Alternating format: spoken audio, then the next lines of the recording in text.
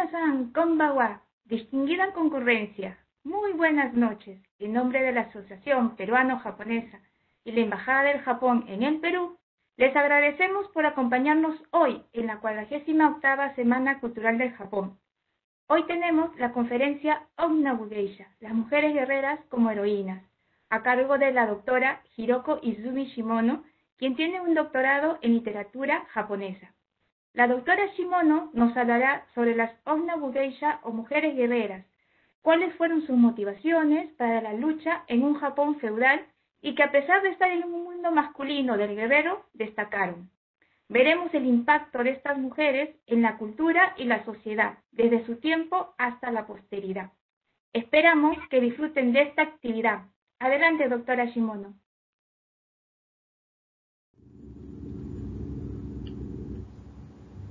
Buenas noches. Me llamo Hiroko Izumi Shimono. En esta 48ª Semana Cultural del Japón de la Asociación Peruano-Japonesa, quisiera agradecer al señor Norberto Hosaka, presidente de la PJ, y a la señorita Miyuki Ikeho, directora del Departamento de Cultura, por brindarme la oportunidad de dar esta conferencia virtual. Igualmente, muchas gracias a todos ustedes, participantes de esta charla. Hoy trataré las mujeres guerreras japonesas con el título Onna Geisha. Antes de comenzarla, permítanme hacer una breve autopresentación.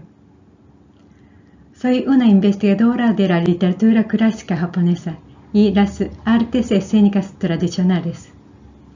Vivo en Tokio y he seguido colaborando con el doctor Iván Augusto Pinto Román en la traducción al castellano de obras de nuevo género literario, literatura de mano de mujer, inaugurado por mujeres japonesas en los siglos X y XI.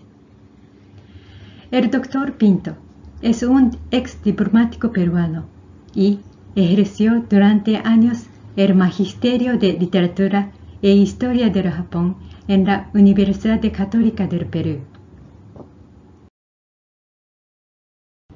Nuestras obras de traducción publicadas hasta la fecha por la Universidad Católica y la Asociación Peruano-Japonesa: el libro de almohada, Diario de Tosa, Apuntes de una efímera, el relato de Genji, el diario de Murasaki Shikibu y el diario de Sarashina no eran creaciones fantásticas ni legendarias, sino obras en las que las mujeres experimentaron, pensaron y sintieron realmente lo que escribieron desde fines del siglo X hasta principios del siglo XI, que vivían en una sociedad aristocrática centrada en el emperador.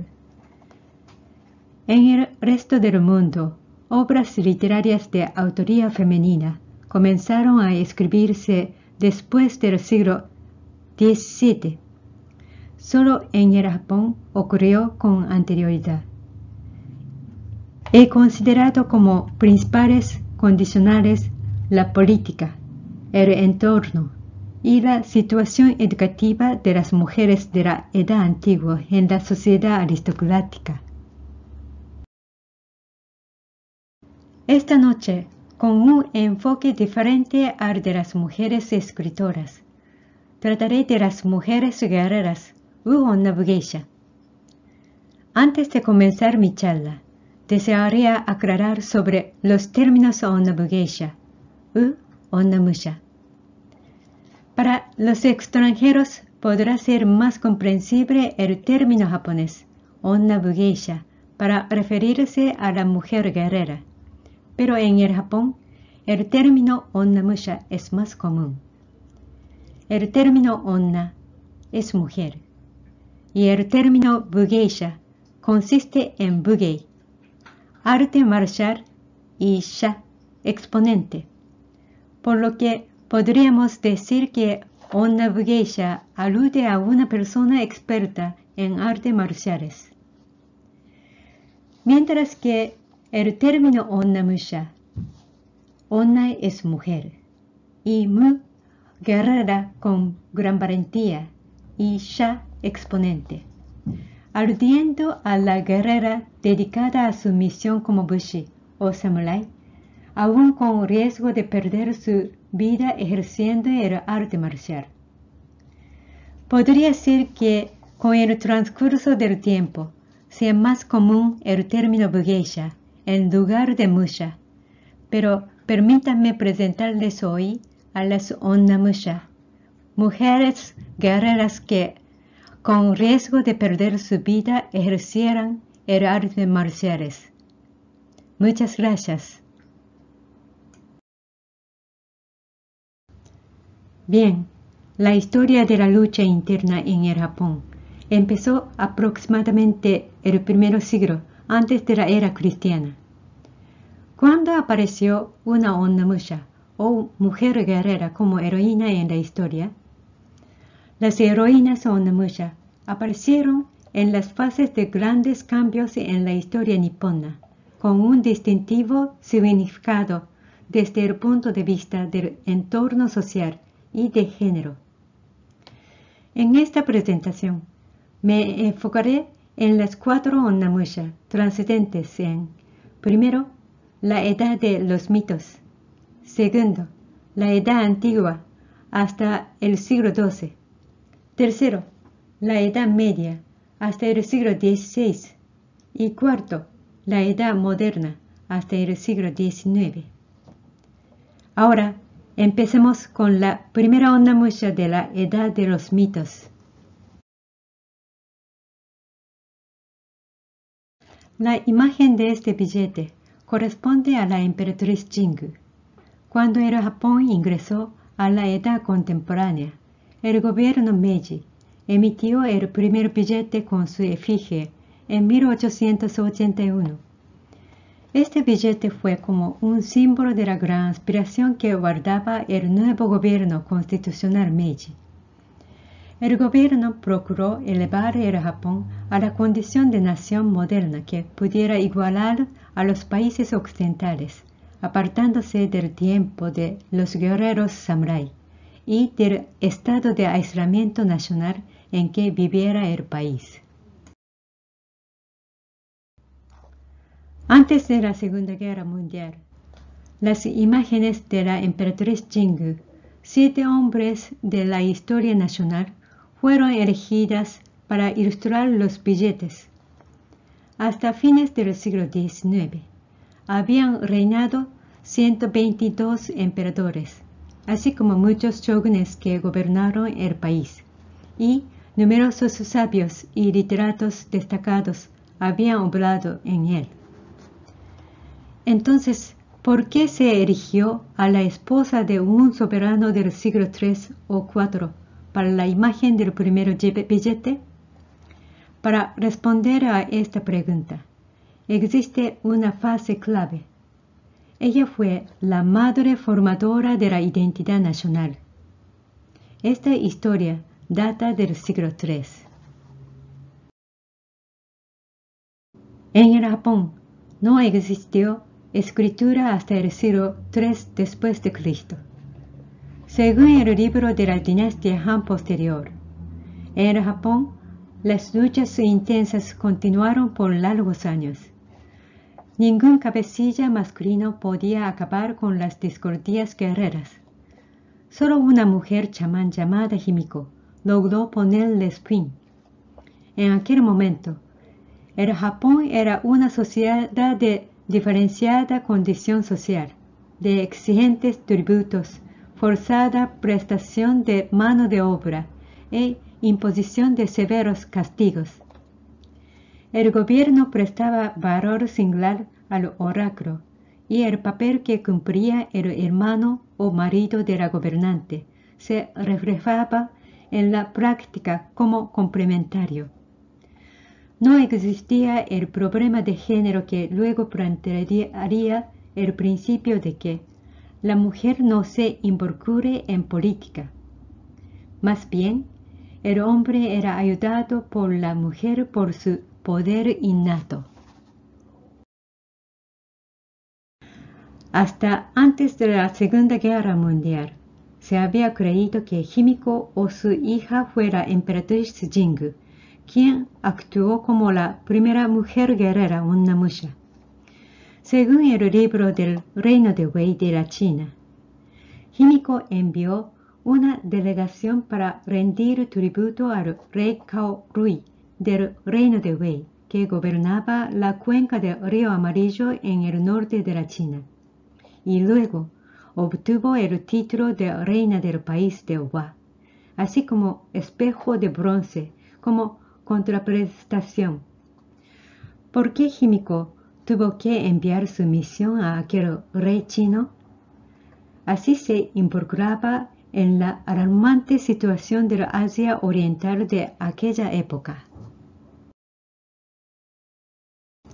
Hasta el siglo VIII no fue fijado el concepto de nación ni el nombre de país, Nippon. En el libro de Wei se menciona al Japón como Hua. En los siglos III y IV, la China se hallaba dividida en 3 reinos y la península de Corea estaba dividida en 4. Se puede decir que la raza Hua no era una única raza japonesa, sino una raza compleja, integrada por elementos de la península de Corea y del continente chino a través de una numerosa inmigración. Además, el Japón se encontraba en una situación tensa y complicada con frecuentes batallas disputadas por el control de la arena ferruginosa. Véase estas tumbas gigantes. Las tumbas más grandes del Japón fueron las del hijo y el nieto de la emperatriz Jingu, cuyos nombres fueron los emperadores Ojin y Nintok. Hasta el siglo XX, Jingu fue considerada como la Onnamusha que estableció la nación del Japón, saliendo de la fase ambigua en que no existía el concepto de nación, y Jingu aclaró el concepto de raza japonesa cuando ella dio a luz a su hijo, después de su vuelta al Japón.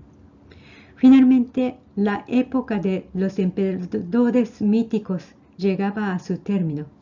Eran los albores de una nueva edad inaugurada por el emperador Ojin, como soberano efectivo de la nación, el Japón. Ahora me referiré a la leyenda de la emperatriz Jingu como Onnamusha. Jingu fue consorte del 14º emperador Chuai, a quien se considera como el último emperador mítico. Cuando él planeó subyugar la comarca de Kumaso, ubicada en la isla de Kyushu en el sur del Japón, Jingu recibió un oráculo de la deidad que le ordenó que atacara el reino de Shilla en la península de Corea, cuyo pueblo actuaba como agitador del pueblo insular de Kumaso. Su esposo, sin embargo, ignoró tal oráculo, indicando que no podía siquiera imaginarse atravesando el mar, y luego murió por la furia de la deidad. Después de muerto su esposo, Jingu recibió nuevamente el oráculo y decidió prepararse para cumplir su misión. Se vistió de hombre, convocó a los soldados y formó una flota de guerra para dirigirse a aquel reino atravesando el mar. La flota fue ayudada por el dios del viento y las olas. Los peces en el mar cargaban la nave de Jingu sobre sus espinazos, y las olas convertidas en tsunami transportaban la flota de aquella Onnamusha. En tiempos del emperador Ojin, hijo de la emperatriz Jingu, se transmitió una novísima cultura que no había existido en la época anterior. Fue la cultura ecuestre. Hasta la época de su padre, el eje de la cultura del Japón se basaba en la cultura naval. Pero en la época de Ojin, muchos inmigrantes pasaron al archipiélago llevando consigo corceles y espadas y armas y arreros de hierro que simbolizaron el periodo de las guerras civiles.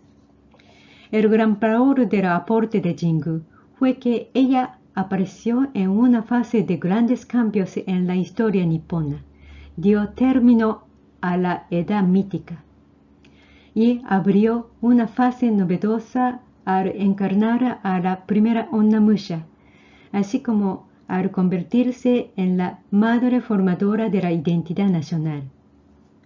Ella fue considerada una persona trascendental en la historia, incluso después de 1400 años, motivo por el cual fue elegida para ilustrar el primer billete del gobierno Meiji, con su retrato.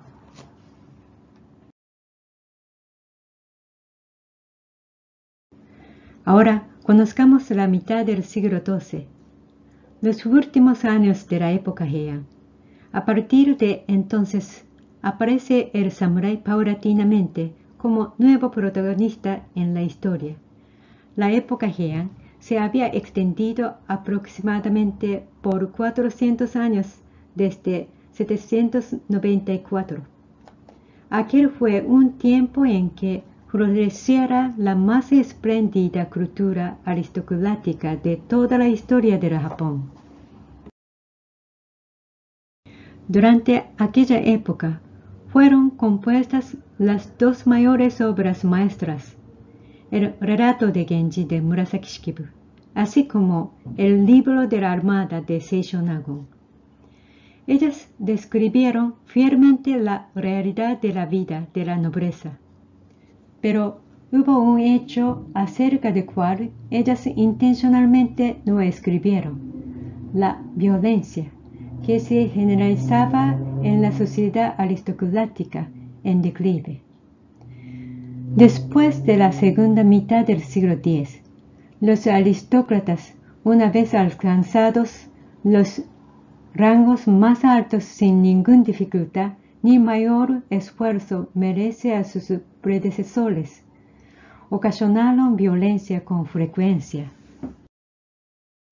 En la época Heian posterior, el interior de la residencia de los nobles era lujoso, pero fuera de casa surgían bandas de atracadores en cualquier lugar, como atestiguan estas pinturas. Se tornó así algo normal que los nobles contrataran samurái portadores de armas como escolta para efectuar peregrinajes. Además, poco a poco, los aristócratas comenzaron a solicitar el servicio de samurái, no solamente como escolta, sino también para cumplir intereses personales. Los dos clanes más poderosos del Japón eran el clan Taira, descendiente del 50º emperador Kammu, y el clan Genji, descendiente del 56º emperador Seiwa. Ambos clanes originalmente estaban formados por los descendientes de dos soberanos y provenían de los vástagos imperiales, no destinados a acceder al trono, que había sido degradados a la condición de vasallos por el hermano elegido como heredero. La formación del cuerpo de samurái consistía en un jefe ubicado en la cima, los parientes consanguíneos y los vasallos ajenos al linaje. Los grandes enfrentamientos entre los dos mayores clanes, causados por las disensiones de la familia imperial, así como las de las familias del regente y el canciller, causadas a mediados del siglo XII, dieron como resultado que la clase samurái realzara un raudo ascenso al control del poder. En los últimos años del siglo XII, aparecieron las primeras Onna-musha entre los grupos expertos de samurái o bushi. Tomoe Gozen es la más conocida del Japón. Ella apareció en el capítulo final de la larga historia de batalla entre los dos grandes clanes samurái del Japón, Genji o Minamoto y Heishi o Taira. La Legión de los Taira, que derrotara a su rival, la de los Genji, en 1159, accedió al control de poder y ocupó altos cargos en la corte, obteniendo cantiosos ingresos y recibiendo en donación amplios latifundios y dependencias en las comarcas. El clan Taira empezó a comportarse como un arrogante linaje noble, lo que suscitó la aversión de los demás samuráis locales. Además, la sociedad en aquel entonces padecía una serie de calamidades. Según el Hojoki de Kamo-no-chome, en la capital Kyoto, se produjeron frecuentes incendios y tornados a gran escala. Durante 2 años desde 1181, a causa de prolongadas plagas, sequía, tifón y lluvias torrenciales repetidas, más de 40.000 personas murieron de hambre. La corte imperial solamente podía ofrecer las oraciones a las deidades. Era una época de desdichas sin fin. Entonces, cuando no se podía esperar que el emperador ni que la administración de clan Taira resolvieran tanta desgracia, se buscó un nuevo guía que cambiase las circunstancias. Fue Minamoto no Yoshinaka, a quien amaba la Onna-musha Tomoe Gozen. Minamoto no Yoshinaka y Tomoe Gozen, ambos entran en escena en las obras La historia de Heike y Genpei Josuiki. Yoshinaka nació como hijo de un comandante notable, pero su padre fue asesinado cuando él tenía 2 años.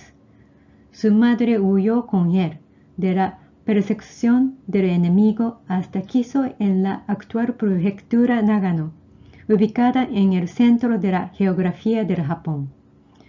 Un poderoso guerrero de la zona dio refugio a madre e hijo y les permitió vivir allá. Gracias a tal generosidad, Yoshinaka creció junto a los hijos del poderoso como hermanos. Sin embargo, cuando supo su procedencia, despertó en él el ansia de venganza contra el dominio de los Taira. Más tarde, hecho ya mozo fuerte y aguerrido, recibió una orden de sublevación al clan Taira. Su coraje y táctica permitió la expulsión del ejército de los Taira fuera de la capital.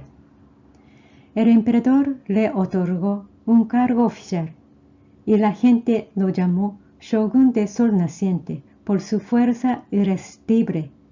La convicción de Yoshinaka fue tal al comienzo su misión que afirmó: mi batalla no es por el propio interés, ni por ocupar el poder para satisfacer mi ambición, sino por el país y por el pueblo. Fue así tratado como un héroe. Sin embargo, poco después, los miembros de sus huestes que permanecieron en la capital cometieron desmanes y muchos excesos. Sorprendentemente, Yoshinaka finalmente asumió el mando y confinó a 2 emperadores, padre e hijo. Ahora, él se transformó en un samurái despreciado que se convirtiera en ser encarnado del mal, y por fin murió degollado. Sin embargo, conservó un aura de héroe trágico en la literatura y las películas hasta hoy en día, gracias a las existencias de Tomoe Gozen y su actividad extraordinaria como mujer comandante de fuerza hercúlea, y además por su lealtad, dedicación y su oculto amor a él, incluso arriesgando su vida. Es que ambos han seguido vivos en el corazón de la gente. Ahora presentaré una escena famosa de Tomoe. Yoshinaka se había convertido en blanco mortal de sus mismos aliados e incluso de su propio clan. El destino fue despiadado. Sus tropas de unos 3.000 soldados fueron derrotadas y diezmadas sucesivamente. Al final, solo le restaron 5 soldados a caballo. Tomoe sobrevivió en ese trance. Para él, ella fue una persona importante junto a la cual creciera desde que ella nació, sintiéndola como su hermano o más íntima amante. Al final, Yoshinaka intentó que ella hubiera, diciéndole: «Eres mujer, escapa a cualquier parte. Temo el que dirán si llevo conmigo una mujer hasta la última batalla. Me resigno a morir solo en esta última lucha». Tomoe se negó a huir, pero vencida por su insistencia, finalmente ella exclamó: «Será mi último servicio a ti», y galopó en su corcel blanco, atravesando la posición enemiga, y agarró del cuello al comandante enemigo, degollándolo en un instante. Luego ella desapareció de la escena del relato. Fue muy corto, pero dio un impacto muy fuerte. Desde el término de la época Heian hasta el final de la Edad Media, no solo Tomoe, sino algunas otras Onimushas actuaron superando a los guerreros masculinos, tanto en el campo de las artes marciales como mentalmente. Pese a que quedan muy pocos registros concretos de ellas, es de notar que hay algunos rasgos comunes que los escritores en su tiempo quisieron conservar sobre las Onimusha. Son los siguientes.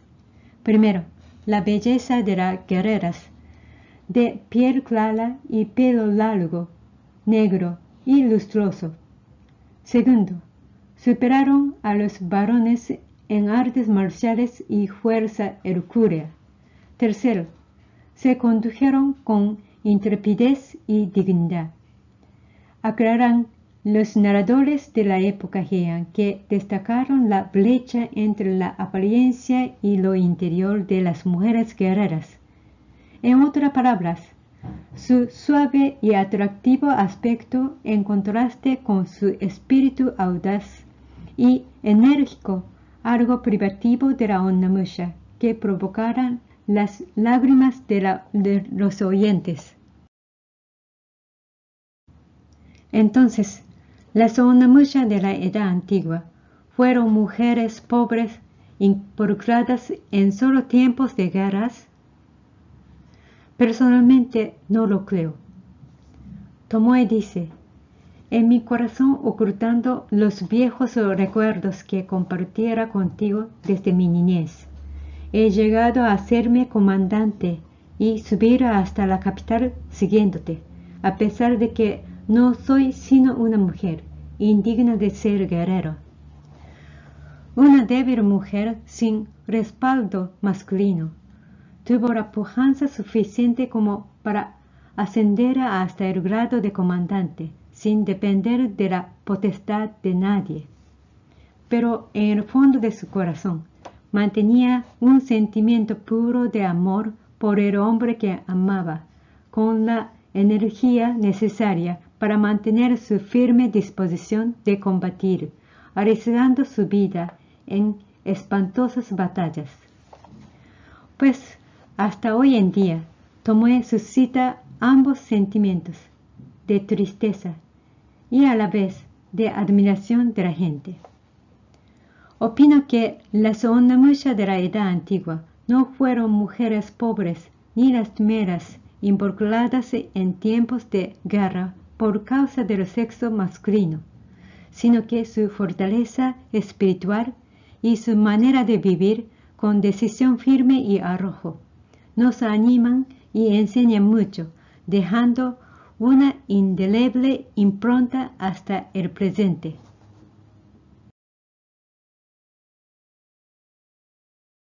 Ahora trataré sobre Ii-Naotora, la primera Onna-Musha de Castillo en el Japón del siglo XVI, después de 300 años de la época de la Tomoe Gozen. Estos 100 años de transición de la Edad Media a la Edad Moderna es la fase que recibe el nombre de Sengoku. Ii-Naotora vivió en el mismo periodo que Oda Nobunaga, Toyotomi Hideyoshi y Tokugawa Ieyasu, los tres señores de la guerra más fuerte del Japón, quienes compitieran para apropiarse de todo el Japón. Hasta la fase anterior, la época Kamakura, la relación jerárquica entre el monarca y el vasallo había sido reconocida puntualmente por la vigencia de un concepto provechoso de reciprocidad llamado gracia y servicio. El amo otorga un territorio como prima a su vasallo por realizar un hecho de gran mérito, y por el lado de vasallo, su compromiso de combatir por su señor. Pero comenzada esta etapa de disturbios, la relación inquebrantable se derrumbó, y cuando aumentó el desequilibrio entre los señores feudales enviados a cada comarca, estallaron frecuentes revueltas en todo el Japón, con el propósito de expandir el poder individual. Empezó un ciclo en el que solo los fuertes podían sobrevivir. Esta fase caótica recibe el nombre de Gekokujo, o etapa en que lo bajo vence a lo alto. La única justicia samurái de aquella época fue triunfar. El significado era mantener el poderío de la familia y su clan. Al término de aquella fase, en tal contexto, surgirían señores de la guerra protagonistas de una época de transición. Toyotomi Hideyoshi, quien consiguió someter a todas las comarcas bajo su poder, no obstante de ser un hijo de una indigente familia campesina, aunque la mayoría de los poderosos samurái procedían de un linaje de la familia samurái. Primero, veamos qué impulsó a la simple hija de un señor feudal menor de una pequeña comarca a convertirse en Onna-Musha de Castillo. La familia de Dama Naotora era de linaje ancestral que se remontaba a la Edad Antigua, familia de peso que ejercía poder en la zona de Inoya, un recóndito lugar de montañas en la actual prefectura de Shizuoka, y servía bajo un poderoso señor feudal de Daimyo Imagawa. Naotora nació como única hija del 22º señor Ii-Naomori. Dado que él no pudo engendrar un hijo, planeó adoptar a su primo y casarlo con su hija, arreglando así el compromiso de su hija con aquel. Sin embargo, la situación cambió drásticamente cuando ella tenía 9 años en 1544. La fase Sengoku fue un tiempo de increíbles acontecimientos, incluso dentro del clan. La envidia y el descontento se armoninaban entre la familia heredera del señorío y las otras. Lo peor era que los vasallos de cada lado tomaban parte en la discordia. Cuando un mayordomo mayor del lado de la familia heredera difamó a los 12 hermanos del padre de Naotora, sucedió lo peor. Aquel vasallo de la familia heredera, que temía quedar en desventaja, por el motivo de que su amo no tenía un hijo varón que lo heredase, infamó la sospecha de rebelión contra Imagawa por parte de dos sus propios hermanos, rivales del padre de la niña, Naotora, que encabezaba la casa allí. Los hermanos imputados se suicidaron. Uno de ellos era el padre de prometido de la niña. Además, el jefe Imagawa buscó al hijo del imputado difunto para matarlo, y el pequeño prometido de Naotora huyó fuera de la comarca. Por estos pavorosos hechos en la familia I, no quedó ningún heredero varón, y el clan I se halló en riesgo de extinguirse. Naotora optó por hacerse no una monja, sino un bonzo del templo familiar Ryotan, asumiendo el nombre de Jiro, lo que implicó que tomaba el nombre y condición de cabeza del clan. Así procuró revivir la cohesión del clan ya desintegrado. En la fase Sengoku, los daimyo de todas las comarcas expandieron sus influencias, lo que intensificó el antagonismo, acentuando la interminable agresividad de esta histórica etapa. Fue una fase de colectiva demencia. Para las Onnamusha que participaron en la escena guerrera entre la época anterior y la siguiente, las cualidades requeridas por los hombres habían cambiado definitivamente. Ya no decían más: no soy sino una mujer indigna de ser guerrera, como dijera Tomoe. Aquí un ejemplo. El libro de Historia de Japón del padre jesuita Louis Frois trata acerca de la esposa del más poderoso señor en ese entonces, Toyotomi Hideyoshi. La consorte de su Alteza Canciller Toyotomi es una pagana, pero es una persona de carácter. No hay nada que no puede resolver si se le pide ayuda. Además, él la describió como reina y soberana. También las cartas que su esposo Hideyoshi le dirigiera revelan que él consideró a su esposa como la jefa de su castillo cuando él luchaba fuera. Podemos comprender la razón por la que un campesino indigente pudo apropiarse de todo el país. Su esposa era una dirigente de fuerte mentalidad y muy sereno juicio que prestaba atención a una amplia gama de niveles sociales. Poseía una audaz capacidad de ejecución, una habilidad de negociar con sinceridad aún a riesgo de su vida, y una disposición a mantener relaciones amistosas con extranjeros y hasta con sus antagonistas. Volvamos a la familia de I. Naochika, el prometido de Naotora, que había huido fuera de la comarca, volvió a su pueblo 11 años después. Pero ella en aquel momento no renunció a su condición de bonzo, por lo que Naochika se casó luego con la hija de otro jefe de clan, asumiendo la misión de reconstruir el clan, y tuvo un hijo como único sucesor del clan. Sin embargo, tras un lapso gozoso, negros nubarrones cubrieron nuevamente a su familia. El hijo de aquel vasallo que difamara al padre de Naochika mintió también acerca de Naochika, del mismo modo que hiciera con su padre, provocando que Naochika fuera asesinado. Ante la repetida tragedia, Naotora decidió renunciar al estado religioso y volver al mundo para criar al pequeño hijo de su difunto ex prometido. Mantener la vigencia del clan I dio significado a la secularización de Naotora. Tras la situación de 20 años de ausencia de un sucesor a la jefatura del clan, Naotora desplegó sus capacidades y reconstruyó el clan Yi que estuvo a punto de desaparecer.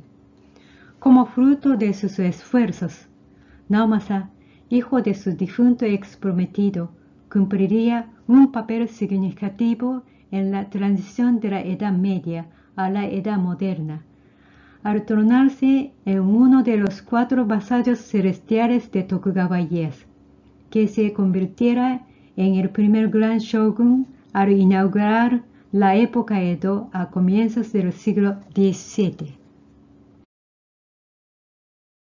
Más tarde, cuando se diera la transición de la Edad Moderna a la Edad Contemporánea a fines del siglo XIX, Ii Naosuke, descendiente de Naomasa, después de 250 años, fue quien suscribió el Tratado de Amistad, Comercio y Navegación entre el Japón y Estados Unidos, dejando grabado su nombre en la historia de Japón. La Onnamusha Naotora surgió en el momento de la transición de un tiempo en que no imperaba una virtuosa moral védica. Quedó claramente establecido que ella era una Onnamusha que, por encima de ostentar su fuerza con las armas, daba importancia a demostrar su excepcional capacidad, que fuera expresada por 3 palabras que comienzan con I: intelectual, inquebrantable e independiente.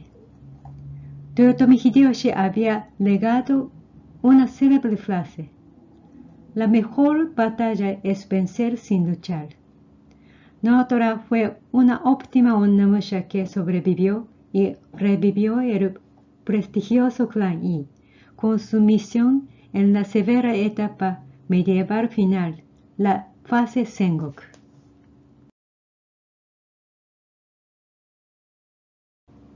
Como último ejemplo, presentaré a la 4ª Onnamusha que vivió en la transición de la Edad Moderna a la Edad Contemporánea. Su nombre es Nijima Yae. Ella fue una de las últimas mujeres guerreras reales del Japón. En 1853, la llegada del buque de la expedición estadounidense del Comodoro Perry empujó al gobierno shogunal del Japón a abrir el país al comercio extranjero. Luego, al poco tiempo, suscribió los tratados de Kanagawa y de amistad y comercio. Se hacía aparente que el shogunato Tokugawa perdía autoridad y efectivo poder. Durante 240 años, dicho régimen había mantenido en paz el país. Mas en aquel momento, las comarcas del Japón se dividieron en 2 grupos, uno de mantener el aislamiento nacional, el otro partidario, a favor de abrir el país. Esto resultó en la ocurrencia de rebeliones en varias comarcas. Ii Naosuke, descendiente de Ii Naomasa, fue asesinado por unos samuráis sin amo, opuestos a la apertura del país. Finalmente, cuando el último shogun Tokugawa Yoshinobu abandonó la administración del gobierno shogunal en 1867, estalló la Guerra Civil Boshin en la zona norte del Japón. La última Onnamusha del Japón, Nijima Yae, vivió en este postrer periodo del régimen shogunal. En 1845 nació Yae en un hogar samurái. Su padre era experto en el manejo del cañón de la comarca de Aizu, en el noreste del Japón. Ella tenía un carácter varonil, pues siempre recibió el moderno y fuerte influjo de su hermano, 17 años mayor que ella. Además, el marcial precepto de la familia del daimyo de Aizu prosperó en su descendencia, así como en sus vasallos, de generación en generación, incluso en las damas y las niñas que participaban solidariamente. Cuando el daimyo de Aizu decidió librar batalla contra el nuevo gobierno restaurador Meiji, el número de los defensores que se confinaron en el castillo de Aizu fue 5.200 samuráis, incluidas 600 mujeres, niñas y ancianas. Las mujeres organizaron la unidad militar femenina y en ella surgieron mujeres destacadas tales como las hermanas de Nakano Takeko, diestra en el uso de las lanzas llamadas naginata en japonés. Las mujeres cocinaban arroz, fabricaban las balas y cuidaban de los heridos, casi sin dormir. En aquel entonces, Yae tenía 23 años. Ella no tomó parte en la tropa femenina, pero se vistió de hombre, portando las 2 espadas, así como un fusil Spencer, el más moderno en el Japón. Y se unió a las tropas antes un ataque nocturno, respondiendo a los numerosos enemigos que sitiaban el castillo. Ella era la única persona que podía manejar la más moderna arma disponible y explicar a su amo la estructura de la arma. La situación de inferioridad de armamento de sus tropas era clara frente a las tropas del gobierno Meiji, dotadas de armas más modernas. Aquella ofensiva fue una de las más favorosas que se registran en la historia de las mujeres guerreras. Sin embargo, después de la Guerra Civil Boshin, el país cambió radicalmente encaminándose en adelante a la modernidad definitiva. Acontecido el traslado de la capital y sede imperial de Kioto a Tokio en 1869, tuvo lugar la abolición del sistema de señoríos feudales, o Han, estableciéndose un nuevo registro familiar y el sistema de reclutamiento militar para el recién fundado ejército imperial. También se decretó la abolición del sistema salarial de los guerreros samurái, cortando la cabellera, y se dio fin a este estamento de Bushi que detentara el poder en el Japón por 8 siglos. Acabada la guerra interna, el gobierno Meiji no castigó a las mujeres ni a los mayores, solo ordenándoles abandonar el castillo donde había resistido a la autoridad imperial. Después de 4 años, Yae se informó que su hermano mayor vivía en Kioto, y ella se dirigió a la vieja capital para unírsele. Su hermano era una persona progresista. En adelante colaboró en la introducción del primer sistema ferroviario, así como contribuyó al establecimiento de la escuela primaria, secundaria y el instituto femenino, escuela de medicina y el hospital en Kioto. Yae fue una persona que miraba siempre hacia adelante y que erigía su propia vida sin importar el pasado.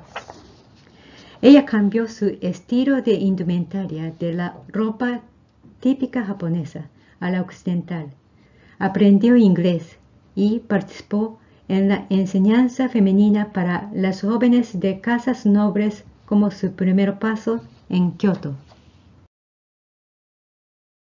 Yae, a través de su hermano, conoció al señor Nijimajo, un joven de nueva mentalidad que había regresado de Nueva Inglaterra de Estados Unidos durante la Guerra de Secesión y se sentía entusiasmado por la idea de establecer un instituto cristiano en el Japón. Respecto de su tipo de mujer ideal, solo refería que a él no le gustaba una mujer anticuada del modo tradicional, que se mantuviera dispuesta perennemente a obedecer los antojos de un hombre. Él se enamoró de Yae cuando la vio leyendo un libro sobre la tapa de madera de un pozo, sin importarle el riesgo de caer al fondo. 8 años después de la última batalla en que ella tomara parte, arriesgando su vida, Yae se casó con Jo. Desde entonces, ella comenzó a bregar por el abandono de la ideología confuciana acerca de la desigualdad de género entre la mujer y el hombre, que había calado hondamente en toda la gente japonesa, como parte del sustento ideológico del desaparecido shogunato de Edo. Jo, practicante del estilo occidental, se lo transmitió a ella con el fin de arraigarle en el nuevo modo de pensamiento. Hizo que lo llamara Jo, sin mención de título honorífico, así como manifestaba modos corteses con ella, como la precedencia al subir al auto. Ciertamente esto provocaba repulsa entre la gente común, y algunos la denigraban tildándola de pésima esposa. Pero Yae no se inmutó. Jo explicó a Yae sus dos fundamentales principios. Las mujeres deben gozar del derecho de expresar su propia opinión en el hogar, así como en público. Y el otro, la igualdad de género entre mujer y hombre en los estudios. Por otra parte, para ella, que desde pequeña comenzara a entender la realidad y las razones que la sustentaba, había escuchado todos los días los preceptos de la familia de daimyo que afirmaban: no debe oírse en absoluto la palabra de la mujer. Y el otro, la condición de samurái está encima de todas las demás, y por ello el orden no debe ser nunca alterado. Y ella previamente había aceptado como normales tales ideas discriminatorias. Pero a través de la experiencia tenida con él, ya había ido a comprender la validez de los dos principios de su esposo, los que hizo también suyos. El sueño de Yae y Jo era establecer la primera universidad cristiana en el Japón. Desde 1587 hasta aquel momento, a lo largo de 280 años, había estado prohibida la evangelización en el Japón. Además, Kyoto era el centro de la religión budista. El hecho que se estableciera la primera universidad cristiana en Kyoto fue algo verdaderamente milagroso. Yae fue una de las primeras personas bautizadas en Kyoto en la era Meiji. Todos los esfuerzos basados en las convicciones y el coraje de Yae y Jo permitieron dar el primer paso hacia el cambio de la convencional ideología japonesa discriminatoria entre hombre y mujer, y lograron sus sueños al establecer los primeros institutos o la Universidad Doshisha y la Universidad Mujer de Doshisha en la actualidad. En 1890 falleció Jo. Fue el primer personaje que promoviera la educación sustentada en la igualdad de género entre mujer y hombre en los estudios. Y luego, ya también, superando muchos conflictos internos, se iba transformando en una verdadera defensora de los derechos femeninos. Ella se esforzó para que las mujeres jóvenes pudieran beneficiarse del estudio de la igualdad de género entre la mujer y el hombre.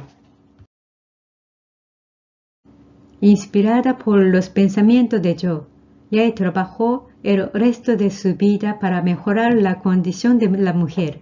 Se hizo empleada fija de la Cruz Roja del Japón, y cuando el Japón entró en la Primera Guerra entre China y Japón, se ofreció como enfermera voluntaria en el Hospital Preparatorio del Ejército en Hiroshima. En el caso de la guerra entre Rusia y Japón, también participó como enfermera en jefe ella contribuyó en gran medida a mejorar la condición social de las enfermeras. A pesar de haber sido objeto de muchas calumnias de los hombres y hasta de mujeres, ella luchó solo para mostrar una nueva forma de vida y así como los valores femeninos. Esta fue la razón por la que yo la elogiara, diciendo: todo lo que ella hace es siempre sublime. Ella fue una persona valiente y fuerte que soportó cualquier dificultad a través de las actividades sociales. Ya demostró que cada mujer podía contribuir a la sociedad y así elevar la propia condición de la mujer en la sociedad.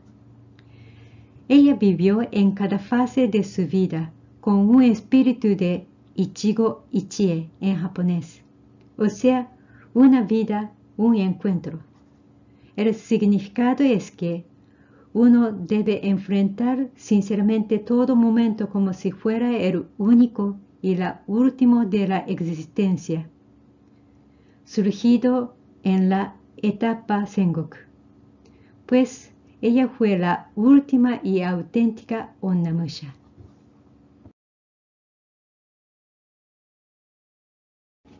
Mi charla llega ahora a su término.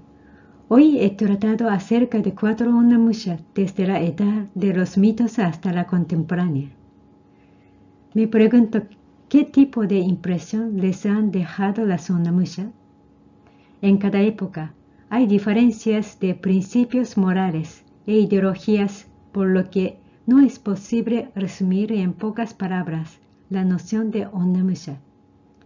Sin embargo, sostengo que todas ellas siempre respetaron a los demás, más que a sí mismas, mostraron tolerancia y paciencia y mantuvieron un espíritu de cooperación y compasión, luchando por aquello que debían proteger o por la justicia en que creyeran.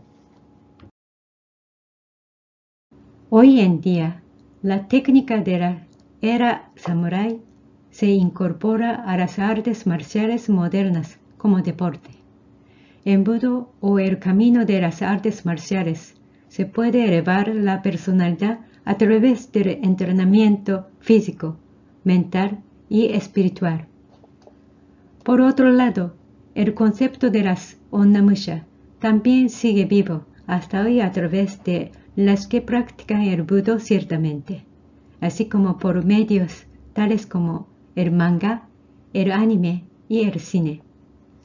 Y ha de continuar así mientras nuestra adhesión como mujeres a la justicia y el bien de los demás sigan vivo.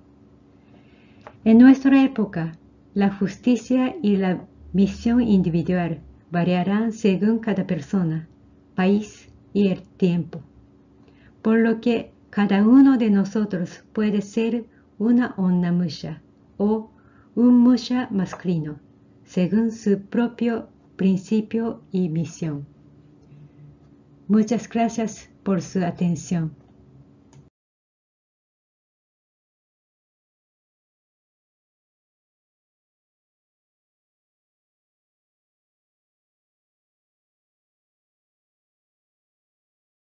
Muchas gracias por su exposición, Mono.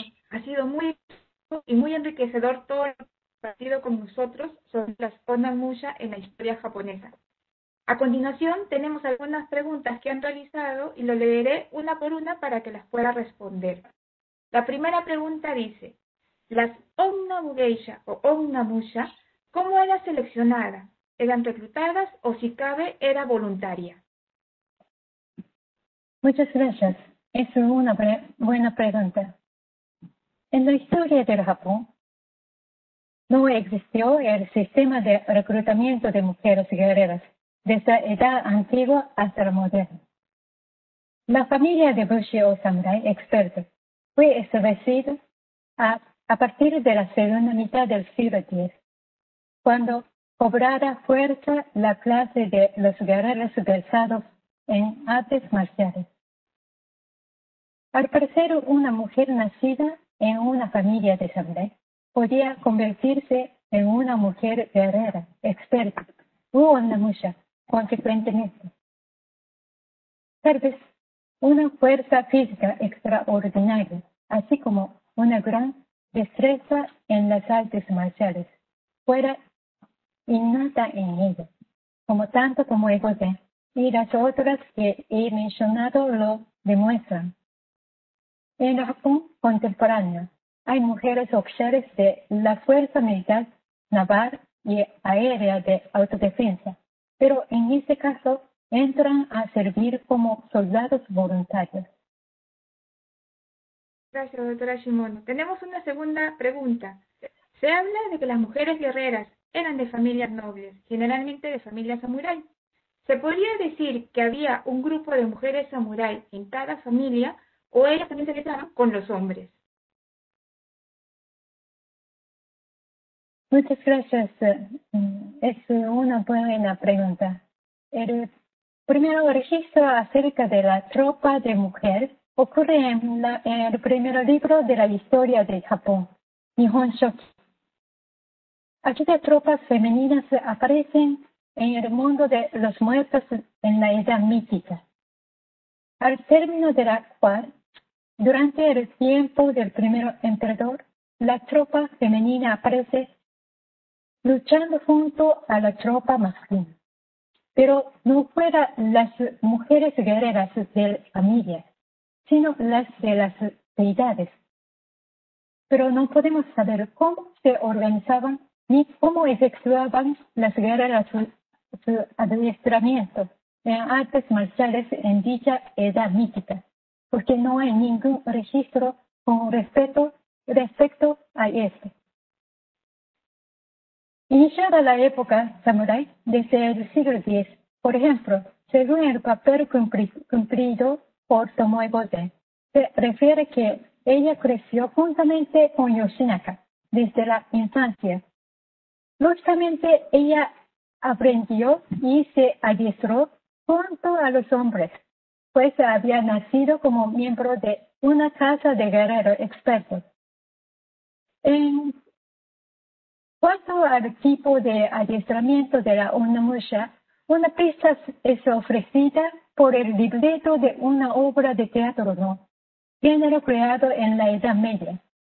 Hay allí una escena en la que un padre guerrero acaba de dar muerte a su hija, porque ella se entusiasmaba por la práctica de las artes marciales de la mañana a la noche, ignorando aprender siquiera un ideograma, ni tampoco aumentar la cultura requerida como mujer de aquel entonces.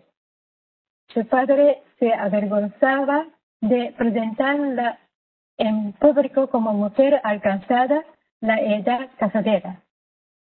Según aquella pieza de teatro, ¿no? Ella se esforzaba por obtener agilidad en el salto, destacar en competición de fuerza, así como también percibía en artes ecuestres. Se cree que estos fueron requerimientos usuales en las artes marciales practicadas por la mujer guerrera en la Edad Media. Según un documento de la época Edo, hubo en cada castillo un cuerpo femenino de expertas en la albarda, naginata en japonés, para dar eficaz respuesta al ataque del enemigo o para defenderse para sí misma o la familia en caso de un ataque repentino al castillo. Muchas gracias, doctora Shimono. Considerando la pregunta anterior, ¿las guerreras tenían una condición social privativa dentro de la familia o la comunidad? Gracias. Esa es una pregunta interesante para todas las mujeres. En el Japón, desde la Edad Antigua hasta fines de la Edad Media, los gobiernos concedieron a las mujeres el derecho a herencia y el derecho de propiedad. Fue debido a este trasfondo social que la señora de castillo pudo existir durante la Edad Media. En la casa de guerrero experto Obushi, todos los miembros de la familia asumían quehaceres propios y sostenían a la familia, incluyéndose a los vasallos y servidores. La esposa de Bushi solía dar instrucciones a todos los miembros de la familia en su domicilio, pues la condición superior y la palabra de la esposa fueron reconocidas entre los miembros de la casa, así como en la comunidad. Por ejemplo, con respecto a One, esposa de Toyotomi Hideyoshi que he mencionado hoy, Louis Freud registró en su libro que Hideyoshi mantenía innumerables concubinas, así como amantes. 50 de ellas eran mujeres amantes de la casa de su amo, Oda Nobunaga, y del hijo de este, y todas ellas que provenían de una clase más alta que la de One. Sin embargo, todas ellas la respetaban como la esposa de carácter magnífico. Como esposo también guardó a su cónyuge el debido respeto siempre y hacía caso de sus consejos y recomendaciones de su esposa. Muchas gracias, doctora Shimono. Tenemos otra pregunta. ¿Las mujeres guerreras podían llegar a ejercer algún cargo administrativo? Gracias. Esta es una pregunta significativa. Como he mencionado en la charla, Inautora asumió la responsabilidad del señor de Castilla, según el documento de Louis Freud, para evangelizar el Japón de entonces. Era indispensable la autorización del gobierno a través de un documento de permiso emitido por Hideyoshi. Y la esposa de Hideyoshi cumplió un papel muy importante al inducir a su esposo a que lo publicara. Aparte de este caso, hubo una dama de honor bautizada que atendía a la esposa de Hideyoshi. Su nombre de bautismo fue Magdalena.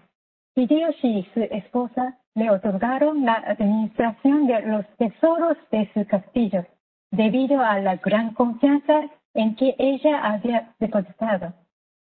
Sin embargo, cuando se inició la época Edo, en la edad moderna, la situación cambió por completo. El shogunato Tokugawa despojó del derecho de herencia a las mujeres. Además, cuando una esposa casada con uno de la clase Bushi o Samurai no engendraba un hijo, generaba la causa de su divorcio. Muchas gracias, doctora Shimono. Tenemos otra pregunta. ¿Esta desvaloración de la mujer guerrera durante la época Edo no suscitó rechazo en la sociedad feudal? Pues a partir de la dictadura militar del clan Tokugawa, la mujer fue disminuida en derechos y libertades de los que había gozado de largos siglos. Gracias por su buena pregunta. Esa es una cuestión importantísima para las mujeres. La conclusión es que durante la administración Tokugawa, en la época de Edo, se legitimó la idea de desprecio femenino que había estado latente durante 1000 años, desde la edad antigua hasta la moderna. El régimen Tokugawa adoptó el confucianismo como ideología primordial que sostuviera al régimen con los samuráis en la cima de la sociedad, aunque el pueblo pensara que ya no requería más los samuráis por ser una época pacífica a mediados de la época Edo. Desde el siglo IV, el Japón aceptó el confucianismo chino, luego asumió el budismo indio. Los dos sistemas comparten la idea discriminativa de las mujeres, mas fue alrededor del siglo XVI cuando esta idea penetró completamente en todo el pueblo.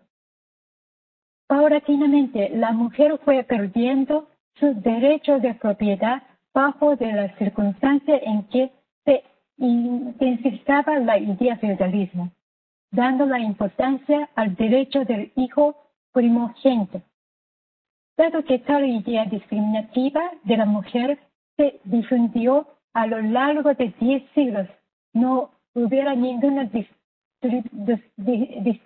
disturbio femenino para rechazar el sistema político de discriminación a las mujeres. Muchas gracias, doctora Shimono. Tenemos una última pregunta. En la edad contemporánea, ¿desde cuándo ha sucedido la revaloración de la mujer en los cuerpos de la Fuerza de Autodefensa, tierra, naval y aérea? ¿La mujer guerrera de hoy ha alcanzado ya los grados más altos? Muchas gracias por su pregunta. Después de la Segunda Guerra Mundial, el Japón no tiene ningún ejército con el derecho de beligerencia, sino un ejército para la autodefensa o a veces para cumplir su misión de apoyar a las Fuerzas Armadas de Estados Unidos, según Tratado de Seguridad entre el Japón y Estados Unidos. La admisión de mujeres en la Fuerza Terrestre de Autodefensa comienza en 1952. Fueron empleadas como enfermeras. En la Fuerza Marítima y Aérea de Autodefensa se comenzó a contratar a mujeres después de 1964. Se permitió a las mujeres optar por cargos antes monopolizados por los hombres solamente después de 1993. En el año 2000, pasado medio siglo desde que la Fuerza de Autodefensa Marítima fuera establecida por primera vez, se dirigió la atención a la mujer, otorgándole un cargo más alto. Sin embargo, hasta el 2018, los puestos femeninos más altos son del tercer rango desde la cima, con solo 5 personas en total. Muchas gracias, doctora Shimono. Sin duda, es un tema que nos gustaría seguir escuchando y aprendiendo más. Agradecemos nuevamente a la doctora Shimono por tan interesante exposición y con esto damos por terminado la conferencia de hoy.